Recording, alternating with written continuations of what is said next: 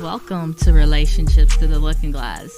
You have now entered the In-Betweens, the series of episodes between seasons that focus on absolutely anything. I really don't know what might come up in these topics, but what I do know, the content you'll listen to, you'll definitely find something that you can utilize in your own relationships. So sit back and relax, and let's get started.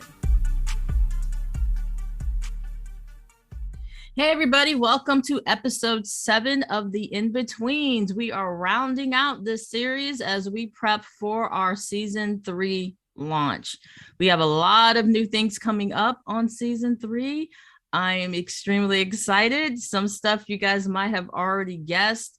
I will be leaking some items out over the next 2 weeks as we go into the new year, and everybody be ready for that launch. I will give you a little tidbit. The theme for season 3 will be healing together. So all the episodes will be focused on healing as a community, healing as couples, healing as individuals. It's kind of just the next progression from the trauma and the pain that we discussed in season 2 to how to utilize those lessons we talked about to make sure you're in a beneficial connection for yourself and for the people that you connect with. So if you are listening to this episode, you just got a little bit of a foreshadowing. So lucky you. Don't tell anybody. This is our secret. But that's what we're going to be looking at and focusing on season 3. Healing together. So there's a little special nugget for you since you decided to jump on into episode 7 of the In-Betweens. So with the In-Betweens, what we're going to do today, I'm super duper excited. We have our co-host Nicole, who's going to be co-piloting with us, but I'm super happy to have Natasha Sadler. Am I pronouncing your last name right? You are. Good. We connected on Instagram, and she has a book that's amazing. The book is titled Shit Adults Never Taught Us. And look, it has everything, right? We're going to be focusing on the relationship hoopla that was never taught to us today. But Natasha's going to take this opportunity to really dive deep into the book and allow everybody to understand why she chose to write the book, how it can help everybody, and why you should go out and get it like today. I've had the opportunity to read it, specifically focusing on the relationship sections, and that's kind of where I'm going to throw it out today. We're going to focus on that part. And then once we kind of bring up some areas that we wish we knew earlier on in our life, we're going to hand over the mic to Natasha so she can just really dive deep into the book and let us know what we're experiencing.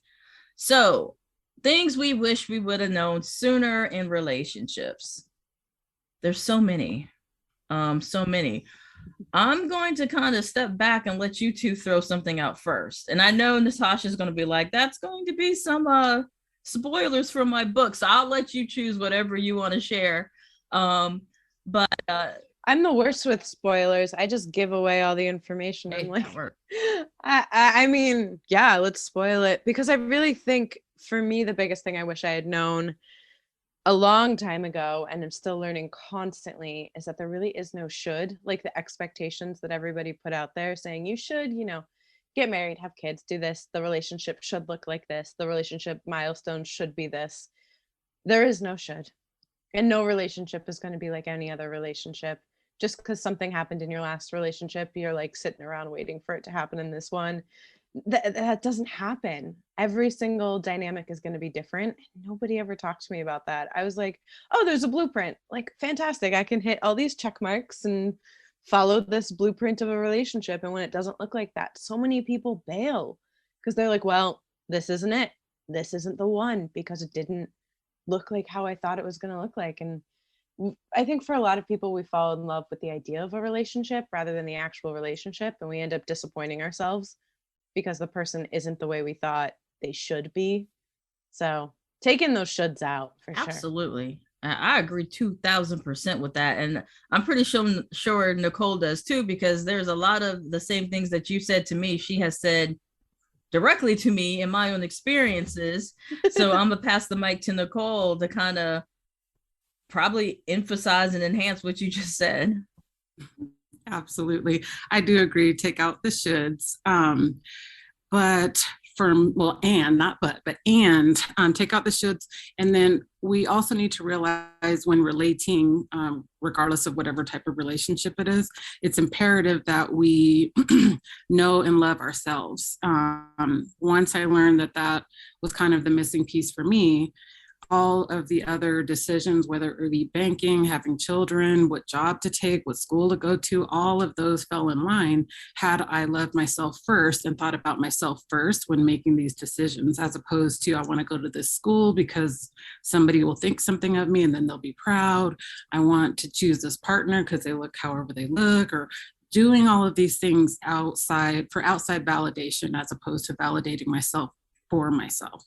So I think that was important for me. Nicole, can I ask you a question? I don't know how this works. I'm just making it up. But is it okay if I ask you a question? Yeah.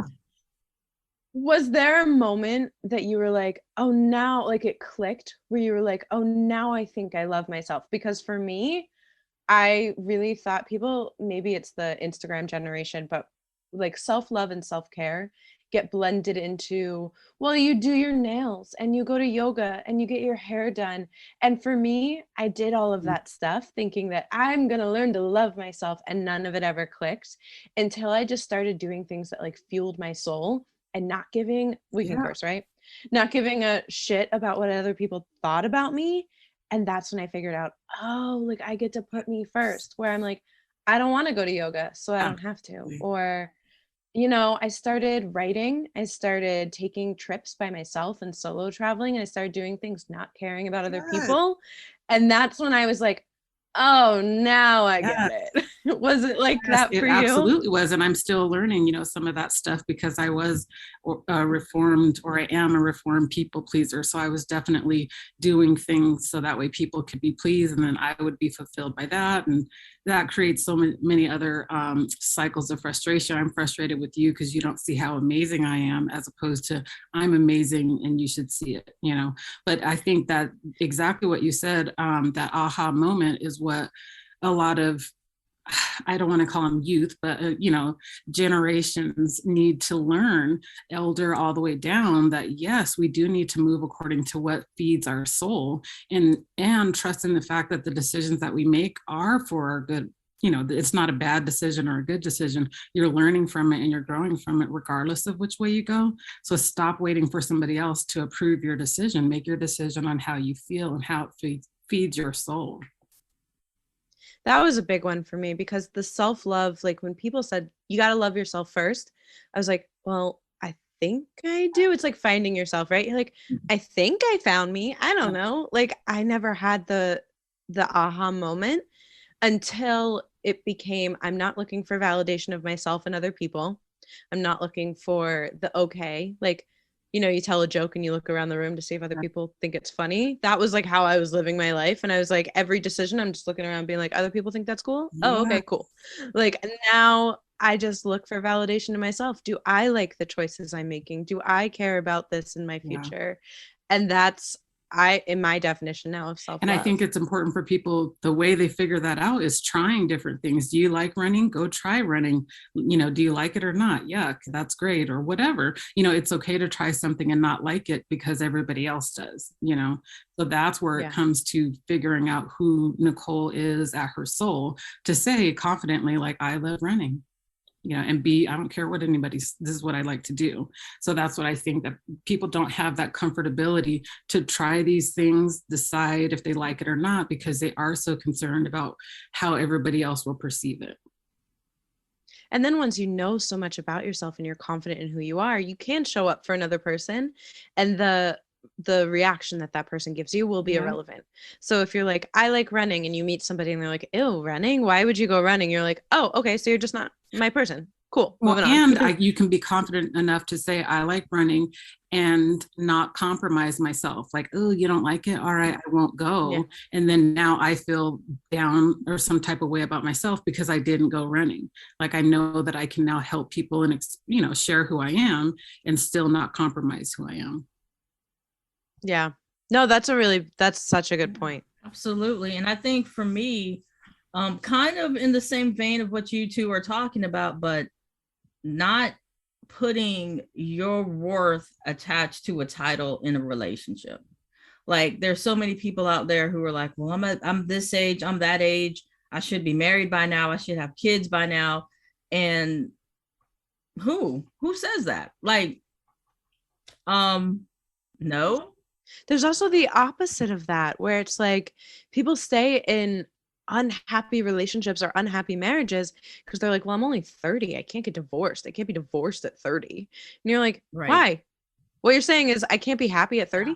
I can't be doing what I feel is best for me at 30. The age is irrelevant. What is best for you? It doesn't matter what the title is. Exactly. And that's where it comes down to people really have to understand or learn who they are and not apologize for it. And that's one of the reasons why we have the podcast is everybody, the looking glass self-theory is based on people acting a certain way so they can be more accepted by the masses.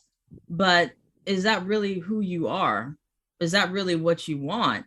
And when you're acting in a way that's not authentic, you're going to be in relationships that aren't authentic, right? If you're fake, then you're going to be in a fake relationship, right? And it's like, okay, well, this didn't work out. So now you've wasted how much time?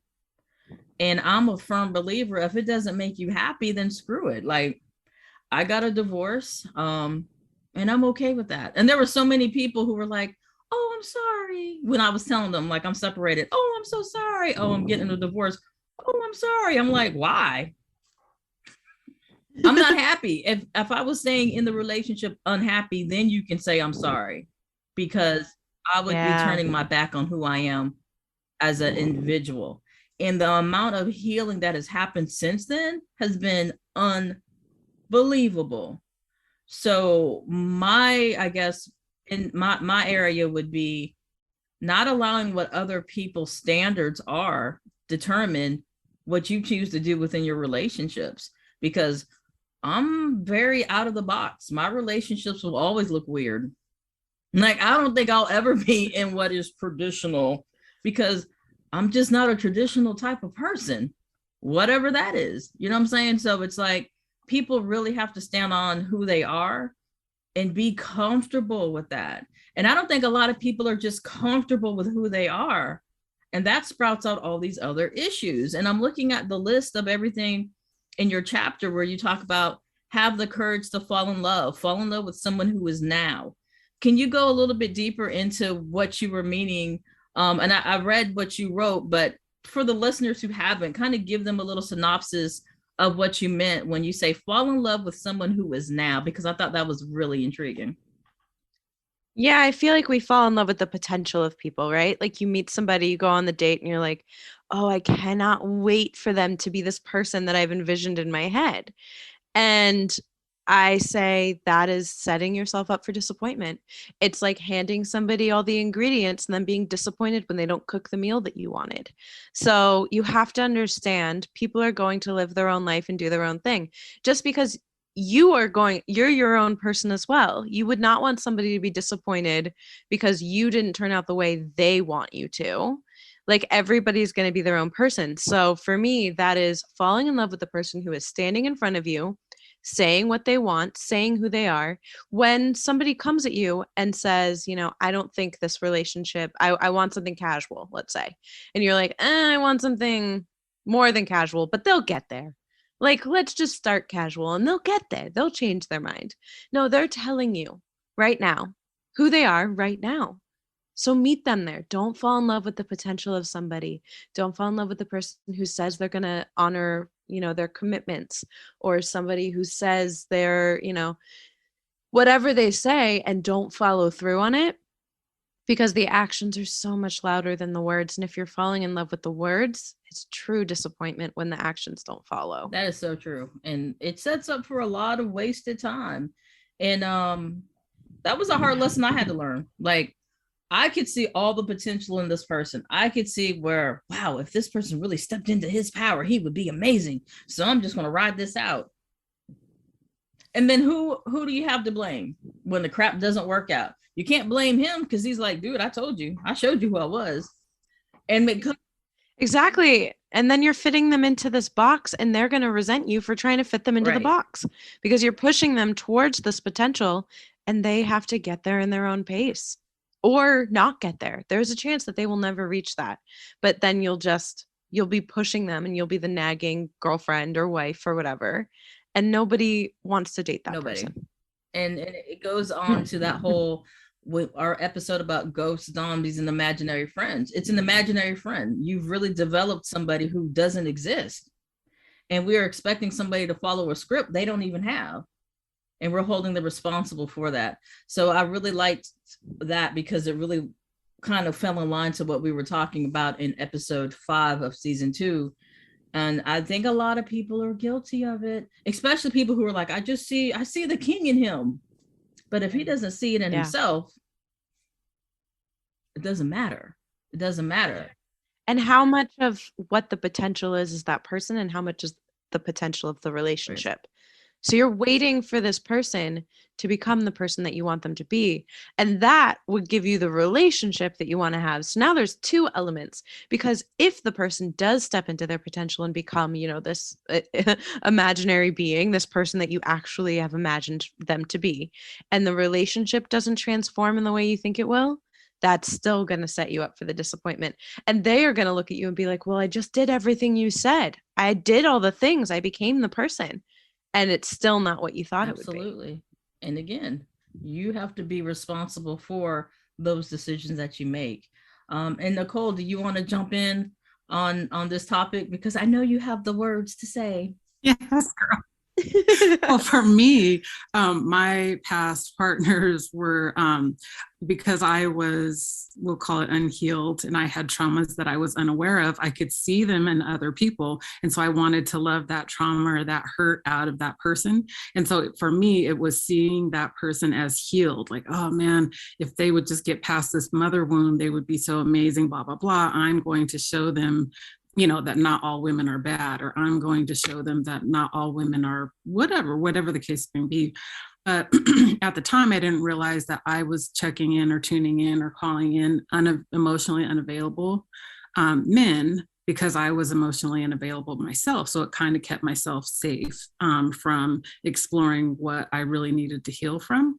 And so during the time I was in a relationship, I didn't realize as I was doing my work, it was kind of like I was ascending and my partner was still in that traumatized, emotionally unavailable space. So that relationship didn't grow together. We actually grew apart. So I do think it's important not only to love the person that they are presenting, but then also be ready or willing to leave the situation once you realize that you've grown away, or you're no longer at the same space. Don't feel obligated, because each relationship was like a learning piece, and I learned something from it, and I grew from it. And as long as I learned the lessons, then I feel like, oh, okay, I'm grateful for the lesson that it was supposed to give me, and now we're no longer. So just be love the person truly who they are at that moment, and recognize the growth or recession, and be okay walking away. Yeah. See, that's the key there is, and it's knowing when to walk away. Because of course, if you're newly dating someone and you're like, well, I think they're gonna, once the honeymoon phase goes away, I think that we have this potential. That's one thing. It's a totally different thing when you're reaching for something out of the grasp of either of you. Knowing when to walk away is such a key. Yeah. And knowing your own issues, your own triggers, your own wounding, your own parts that need attention. I think it's imperative, because when another partner dances all over it, your reaction is classic. It should tell you something. Yeah. It should tell you something. Oh, that's true. Look for And those. I honestly think that this information is so imperative. And if people are able to access this on an earlier time frame, it's going to be helpful. It's like you don't have to um, fall in line with what society tells you what your relationship should look like, or I feel this person's going to be this, so I'm going to just write it out, because you don't know if your time invested will ever pay off. Could this person turn That's true. into this amazing person that you see the potential in? Yeah, but they might not. You don't have a crystal ball to show that that could happen. And another area or a part of the relationship shit chapter was how to survive a breakup or divorce. And I kind of was just hinting to that, but that can make you or break you for your long-term success moving forward, because a lot of people will pay pain forward. And that's going to be a topic that we have in season 3 about not paying pain forward, saying that you're gonna heal. And the issue is, for a lot of times, is sometimes people aren't ready to heal. And that's where I talk about the wanderers and the outlookers. People who are actually doing the work, the wanderers who are wandering around inside internally to fix things, but the outlookers are just kind of stationary. They're not ready. They might be pulling in information. They might even have an awareness that they know they need to do the work, but they're not ready to do it. So when you're talking about surviving a breakup or divorce, what are some big elements that you use in your book to kind of highlight that's going to be a takeaway when readers read those particular areas? Yeah, so the biggest part for me in surviving in those situations is thriving, because if you reframe everything that you're going through to be, this is going to make me better, this is going to propel me into the next thing, then you are actually healing. But if you sit and you wallow in who that person is, again, the potential of what could have been, you can focus on grieving the life you thought you'd have, grieving the relationship, grieving the person. And it's hard to grieve a person that's still walking around the earth. But when you get stuck in that, a couple things happen. The first thing that happens is you start looking for a relationship that's similar so that you can find answers in some other relationship to your past relationships. If you're seeking answers for a previous relationship in your current one, then it's not actually a healthy relationship. You're not going anywhere. If you're trying to heal yourself in another person's embrace and another person's love, whatever it may be, you're not going to actually heal yourself. So I put a playlist in there that is not focused on like the sad wallowy we broke up music. It's an entire playlist of how awesome you are. I have a journal that I have put out there in the world that does the exact same thing. It prompts all the things about how amazing you are and all the lessons and takeaways from that relationship and how you can use them for your next one. But even beyond that, it's more you. We get so focused in breakups about what went wrong. We get stuck in the past. We get focused on that person. And honestly, none of that is relevant, especially like if somebody cheats. We're asking all the wrong questions because you go, well, who was it? And were they prettier than me? And how long did you cheat? But you're not asking the questions of, why were you seeking another person in our relationship? Or what about our relationship do you feel made you begin looking elsewhere? Like the things that you can actually work on, as opposed to like, well, who are they? And what did you do? And tell me everything. That will never help you heal. So if you're looking at healing, it has to be about productive, which sounds like, I hate using the word productive in relationships, because it sounds like work, but relationships are work. There are tasks that need to be handled. And the surviving a breakup, divorce is really difficult, and you're going to have support. The biggest part is finding the right community around you, because if you find the people that are like, yeah, they sucked, you're so much better off, that's still focusing on them. Find the people who are like, you're awesome, you're going to get through this, how can we help you, how can we support you? Those are your people. Those are the people to surround yourself with. Absolutely. And that's so important. And Nicole, do you have anything to add to that? Not much. I just completely agree. For me, the healing with the breakup, I'm an advocate for taking some time off before jumping into the next relationship. And during that time is where you do a lot of forgiveness, self-healing, self-love, to figure out what happened, where was I injured in that relationship, what needs some healing, what needs some loving, and what was the lesson of that relationship. So that way, moving forward, I'm ready for the next situation, next relationship. I know what I want, so I'm not going to settle for something that's not fulfilling my needs. And then also I know I need something healthy, and what does healthy look like for me? So take some time between relationships to do the work, to do some work, and then before engaging with the next relationship. Absolutely. Absolutely. And there's so many awesome parts to this section in your book, amongst all the other things in the book. But one section I just zoom in on is the avoid or overcome social labels, because anybody who knows me knows I'm really anti-label. I can't stand labels. And again, it's because I'm just not a traditional type of person. So all my stuff is always weird. So I don't ever really fit into a label other than a weirdo or a geeky individual. And sometimes I don't even fit into there. So when you're talking about overcoming social labels, what labels really are you looking at when you're using that information? It's not even just one label. It's limiting yourself to a label. So if somebody says, "Oh, you're such a like outgoing person," then people feel like they have to be on and bubbly and talkative all the time, and they can never have an introverted moment. So it's saying that it doesn't matter what the label necessarily is. It's knowing that you're more than one thing. You're more than what other people perceive you as. Because if somebody perceives you as outgoing, it doesn't mean everyone does. And it doesn't mean in every moment that you are. It's just this moment to this person, this is how they see me. And not taking that as an identity is going to get you so much farther in life, because you're going to have the ability to be versatile to every situation and every person that you meet, as opposed to trying to conform. All right. So, and I completely agree with what you're saying about that. Like me being an introvert, like I'm pretty, I think after interacting with a lot more people though, I'm noticing that I might not be as introverted as I initially thought.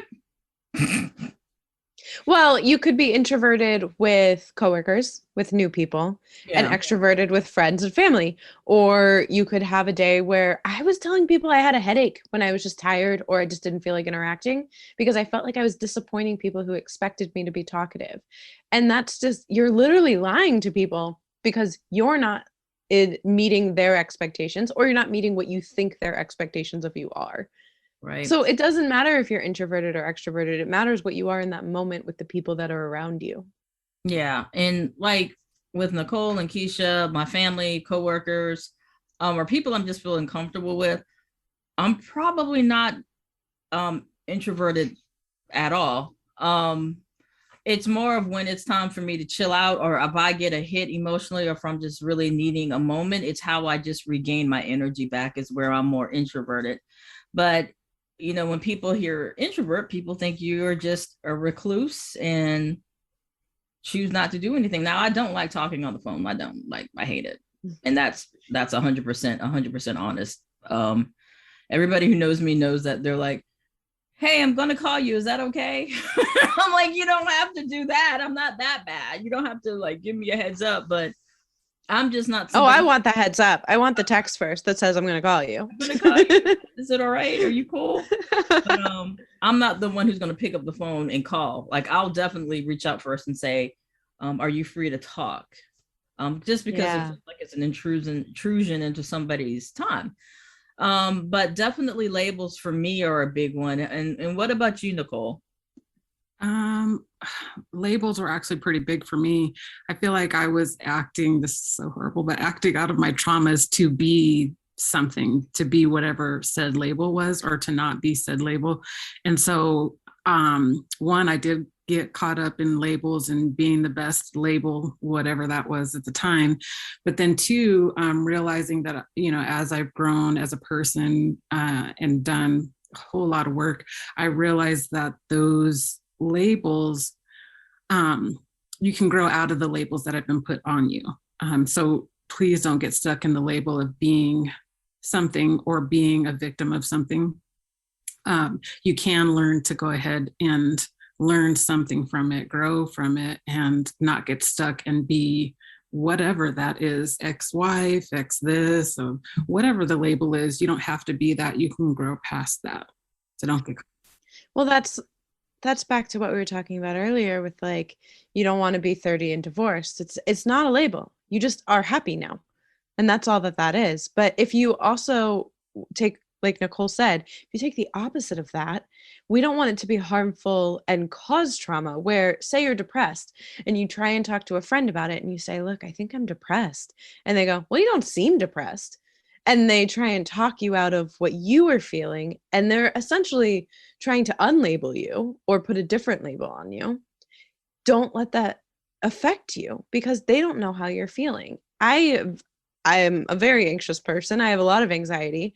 But when I say that to certain people, they're like, oh, you don't seem that anxious. And it's like, well, not right now, but I am anxious. And if you're trying to talk me out of it because of how you perceive me, that could be harmful. That could get in somebody's head if somebody's not quite sure what they're feeling. So we don't want to cause trauma either. Right. Absolutely. Or own the feeling like I'm depressed. No, you're not depressed. You feel depressed in this moment. You see what I'm saying? Like, right. Whoa, those types of labels can be heavy. You know, we don't want to own those. Mm-hmm. Absolutely.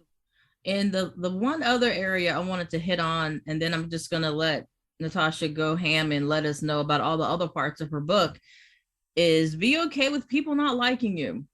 I try to tell this to people all the time, but this is a really hard sell for people, because just looking at the life of social media, like people make or break by how many likes they have, you know, how likable they are, how clickbaitable they are, in doing everything they can. Again, the looking glass self theory, doing everything they can to be likable, but forgetting who they are at the core of who they actually are.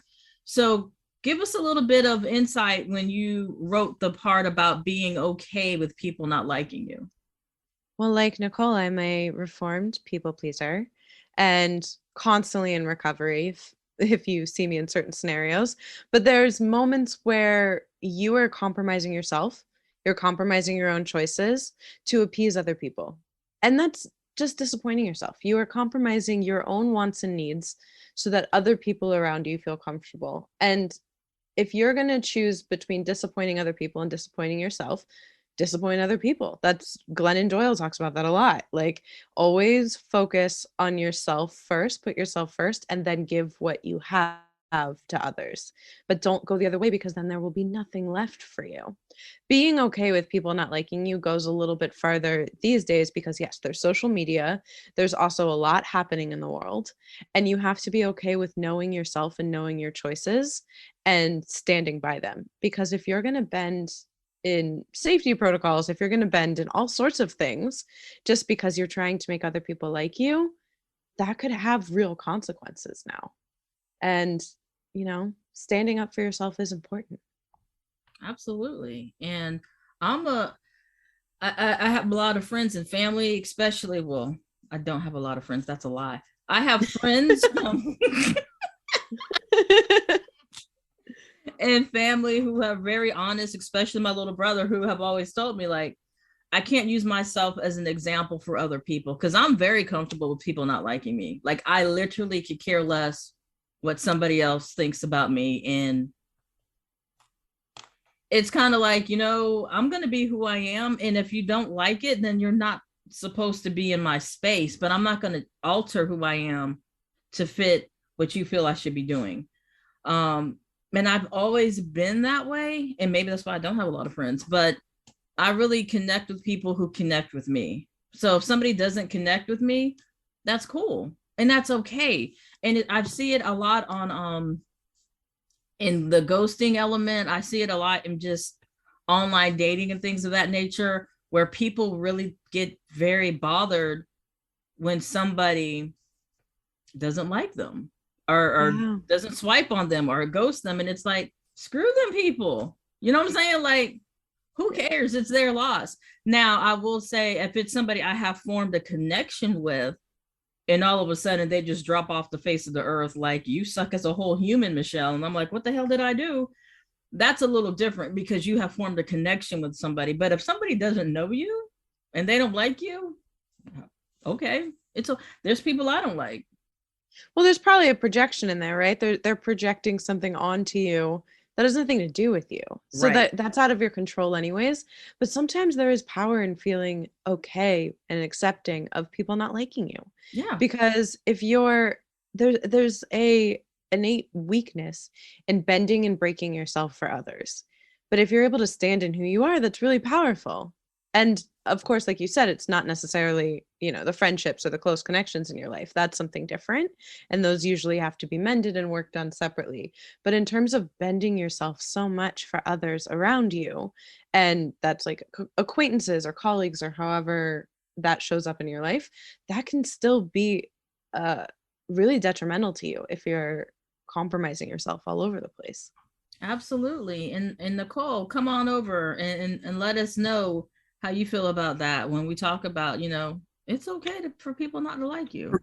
I don't see how anybody cannot like Nicole, but it's completely okay for people not to like you. In my experience, this is definitely a hard one for me, wanting outside validation and to be accepted. And after I peeled back the onion, it was like me wanting connection.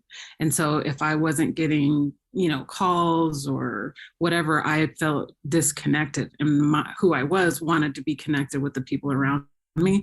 So then that's when it would be hard, like, oh my gosh, they didn't call me. What's the problem? Or, what can I do to make this person feel better? Blah, blah, blah.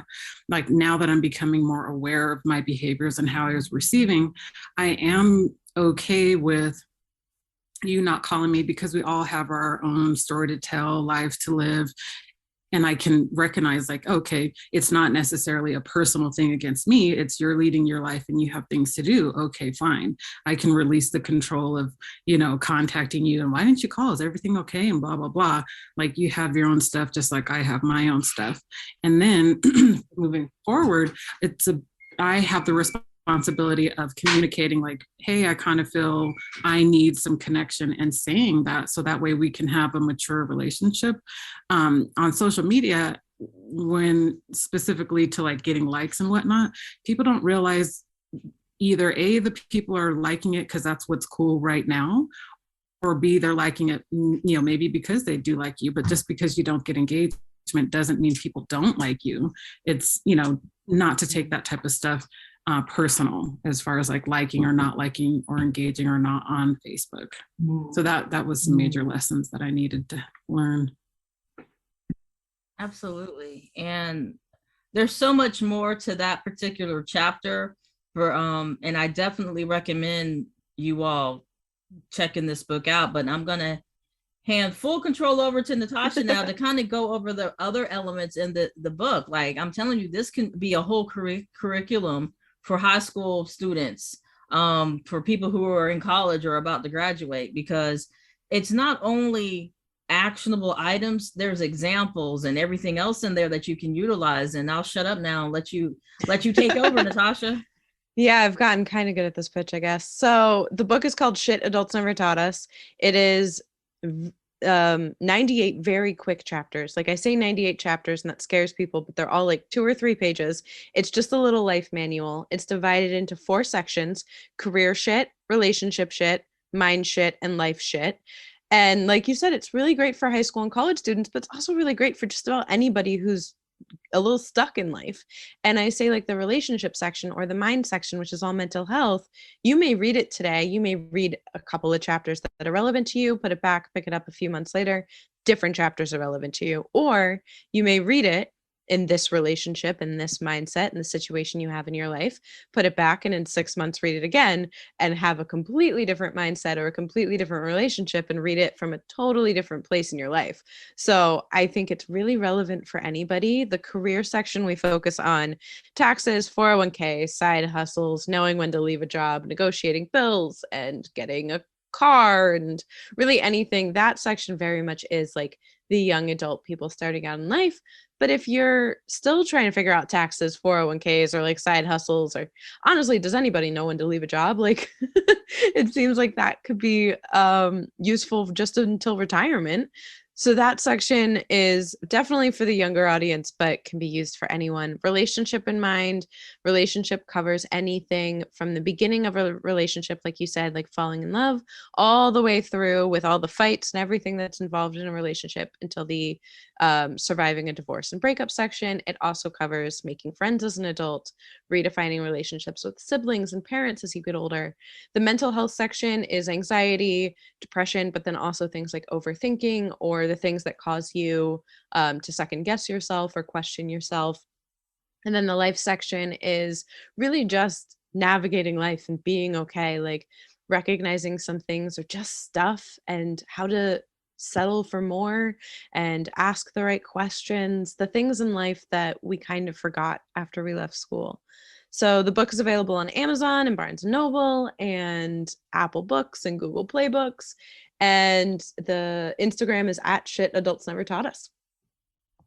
Absolutely. And I've definitely, if I was teaching, if I was professor over freshman 101, those orientation courses in college, this would be a part of the curriculum. I would absolutely have this in my syllabus. So if you're a professor listening to this, get the book, add it. Like it literally is a good read. It's a quick read, it's digestible. And it's a good supplemental piece to anything. Like she said, it could not, it doesn't necessarily have to be teens and young adults. It could be anybody who could benefit from it. So what's next for you, Natasha, on your journey? I mean, still navigating life, just keeps happening. So still going through the day-to-day of life. I am writing a little bit, but I don't know what will come of that. I'm really just enjoying the journey of this book and getting to talk and connect with people. And like you said, like I've done a few podcasts now and talked to people in that respect. And when I get readers that are now reaching out and saying like, oh, well, I read this section, but I'm a little confused about this, or can you talk more about that? And one thing I didn't mention is at the end of about half of the sections, there's checklists. Because if you're like me, like I read a self-help book and then I put it back on the shelf and I'm like, I'm a changed person and I don't do anything in my life to actually change.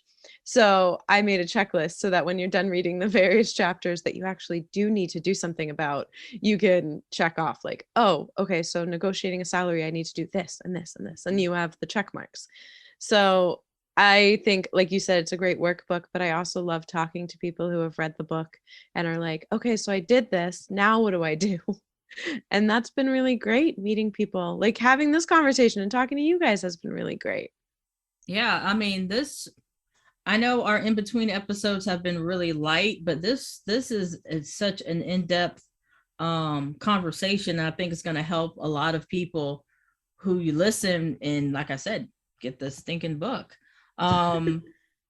Before we wrap up and close out, go ahead and let people know, you threw out your IG handle already, but are there any other areas or ways that people can get a hold of you to connect with you that you want to share? Yeah, so the Instagram at Shit Adults Never Taught Us is probably the best way, but you can also email shitadultsnevertaughtus@gmail.com. And I respond pretty quickly. Awesome. I do suck at social media though. So if I don't respond to you there for a few days, that's not you, it's me. There you go. There you go. And Nicole, what could be, we're going to go around and do this. Everybody's going to get this question. So if you could tell your younger self anything about life, if you could tell your younger self anything about life, you can pick whatever age, what would that be? Oh, now it's so much easier, but to love yourself, put yourself first. Definitely love yourself first. Awesome. Straight to the point. I like it. How about you, Natasha? If you could go back in time and tell your younger self anything, what would it be? There's so many things, but I think the core of it is, like you said, trust yourself, but also never stop asking questions. Like at some point, we just stop talking to each other and we stop asking questions and we just sort of float through life thinking we're supposed to know everything. You're not. Keep asking questions, keep making connections, build the community and just keep the curiosity. Absolutely. That's awesome. And if I could go back, I would tell my younger self, don't let people make you feel uncomfortable for your uniqueness. Don't make people take your uniqueness just because you don't fit in what everybody's box is or a label or anything else, make you think that's a bad thing. Because actually it's not. You know, I was born to stand out. I was born not to fit in, and be okay with that. And it's taken how many years? Oh my gosh, I'm like in my mid 40s, but now it's like, I'm good. I don't fit in, and I'm okay with that. And life has gotten so much easier to say, I don't agree with that. And that be my final answer. Like, I don't have to answer for my decisions and my choices as long as it's keeping me aligned with who I am. And that's what I would tell my younger self. So as we wrap up, and I think I'm going to pose that question on IG, like, what would you tell your younger self? What would that be? Because I'm really curious to see what our listeners would say. Because there's lessons in all of that. But as we come to our close, if you want to connect with us, again, we are on www.thelookingglass.fans, Facebook group and page, The Looking Glass Podcast, and on IG, The Looking Glass Podcast. So try to be consistent in the marketing. Keep your ears open for season 3. I'll be dropping more and more hints as we get closer to the end of the year. And you already know what the theme is for those who are listening to this episode. So definitely get the book. I'll definitely have all the ways to get it in the description of the podcast. I can't wait to see or talk to Natasha as she goes further along in her journey. I'm hoping to see some workshops, some universities using this book, some touring and speaking engagements, because I really find it useful. And as for somebody who doesn't have a lot of time, the fact that it's such a quick, easy read makes it even that much more better. Like, I love that. I love it. Like, especially when you have teens who really don't want to read anyway, you can give them this book and it's like, oh, okay. First 90 some odd chapters. But then when they see the chapters, or like you said, a few pages, it's like, oh, I can do that. Yeah. And not all of them are relevant today. Right. Not all 98. You may only need like 30 of them. Right. That's just a quick 90-page read.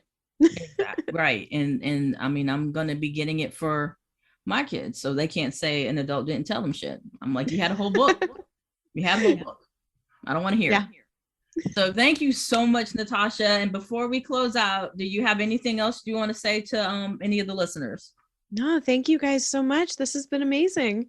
Oh, thank you. Thank you for this amazing conversation. And Nicole, before we head out, do you have anything you want to share with the listeners? No, I just wanted to say thank you. This was great. I appreciate the book and the opportunity to speak with you. Awesome. All right, you guys, everybody take care. And as we go into the final few weeks of this year, hopefully you guys are addressing lessons. Next week, we're going to be doing our top 10 episodes series, our top 10 episode. So we're going to find out what the top 10 episodes were for this year. I have mine, but I wonder if it's going to be in line with what the listeners wanted. So we'll see. But everybody, I want you guys to take care, stay safe, and be well.